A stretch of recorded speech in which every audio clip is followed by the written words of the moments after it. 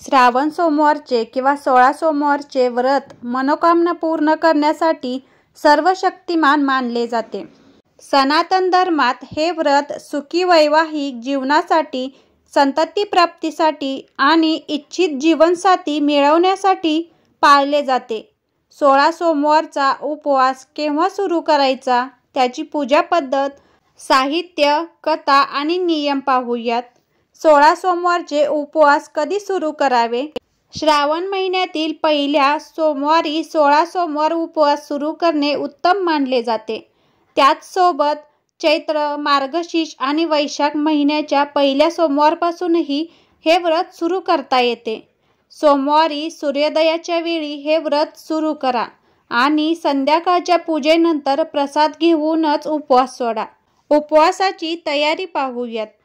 तुमच्या पहिल्या सोमवारच्या उपवासाच्या आदल्या दिवशी तुम्हाला पुरेशी झोप मिळणे आणि रात्रीचे जेवण संतुलित आणि पौष्टिक असल्याची खात्री करा. दिवसभर हायड्रेटेड राहणे आवश्यक आहे, म्हणूनच उपवास करण्यापूर्वी भरपूर पाणी प्या. रविवारी व्यवस्थित जेवण आणि भरपूर पाणी पिणे आवश्यक आहे. बरेच जण निर्जळी पण उपवास धरतात. सोमवारी दिवसभर उपवास धरून मंगळवारी उपवास सोडतात. अन्न पाणी काहीही न घेता. तर उपवास सुरू करूयात. रविवारी रात्रीच्या जेवणानंतर उपवास सुरू करा. जेवण झाल्यावर उपवास सुरू होतो. सोमवार दुपारपर्यंत तुम्ही कोणत्याही कॅलरीचे सेवन टाळावे. उपवास कालावधी किती वेळ आहे पाहूयात. उपवासाच्या काळात तुम्ही पाणी, हर्बल चहा, ब्लॅक कॉफी किंवा इतर नॉन कॅलरी पेये पिऊ शकता, ज्यामुळे तुम्हाला हायड्रेटेड राहण्यास आणि भूक व्यवस्थापित करण्यास मदत होईल.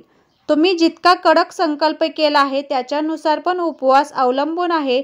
जर जास्त कडक संकल्प असेल तर निर्जळी उपवास धरणे जास्त फलदायक मानले जाते.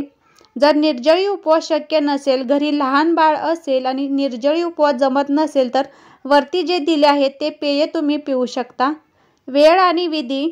शिवपुराणानुसार 16 सोमवारची पूजा दुपारी 4 वाजता सुरू झाली पाहिजे, जी प्रदोष काळात सूर्यास्तापूर्वी पूर्ण करावी. या काळात भगवान शंकराची आराधना करणे फार फलदायी असल्याचे सांगितले जाते. 16 सोमवार व्रतासाठी लागणारे साहित्य पाहूयात. 16 सोमवारच्या उपवासासाठी आवश्यक असलेल्या वस्तूंमध्ये शिवलिंग, पंचामृत. पंचामृत कसे बनवायचे? तर दूध, दही, तूप, मध आणि साखर मिक्स करून पंचामृत बनवायचं. जनेयू म्हणजे पवित्र धागा, दीप, धतुरा, अत्तर, रोळी, अष्टगंध, पांढरे वस्त्र, बेलपत्र यांचा समावेश होतो. समाविष्ट आहेत पाने, धूप, फुले, पांढरे चंदन, भांग, भस्म. भस्म म्हणजे अगरबत्तीची घरात असलेली पवित्र राख, उसाचा रस, फळे, मिठाई आणि मा पार्वतीची 16 अलंकार, बांगड्या, बिंदी, चुनरी, पायल, जोडवी, मेहंदी, कुंकुम, सिंदूर आणि काजल. 16 सोमवार व्रताची उपासना पाहूयात. वरती दिलेले सगळे साहित्य पूजा साहित्य दुकानामध्ये मिळून जाईल.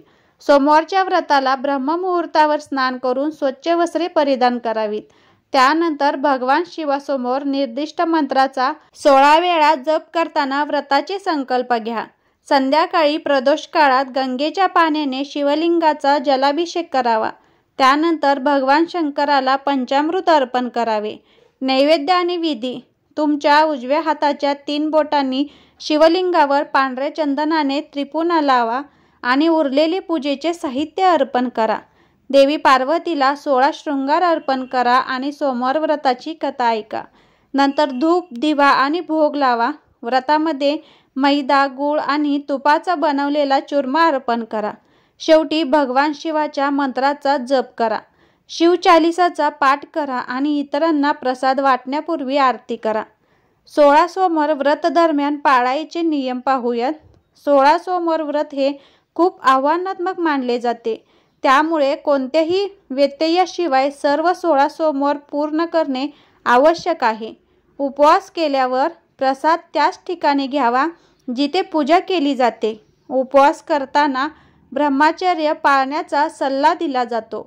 या व्यतिरिक्त सोमवारी तामसिक म्हणजे अशुद्ध अन्न शिजवणे टाळा. कारण यामुळे व्रताच्या शुभतेवर विपरीत परिणाम होऊ शकतो. प्रत्येक सोमवार भगवान शिव आणि माता पार्वतीच्या उपासनेसाठी समर्पित करत असताना 16 सोमवार व्रताची शक्ती आणि आशीर्वाद स्वीकारा. ही दिव्य यात्रा तुमच्या जीवनात शांती, समृद्धी आणि आध्यात्मिक ज्ञान घेऊन येऊ. याच्या पुढच्या भागात 16 सोमवार व्रताची कहाणी सांगितली आहे आणि 16 सोमवार व्रत कसे केले आहेत हे पण मी सांगणार आहे. त्यामुळे चॅनलला जरूर सबस्क्राईब करा. धन्यवाद.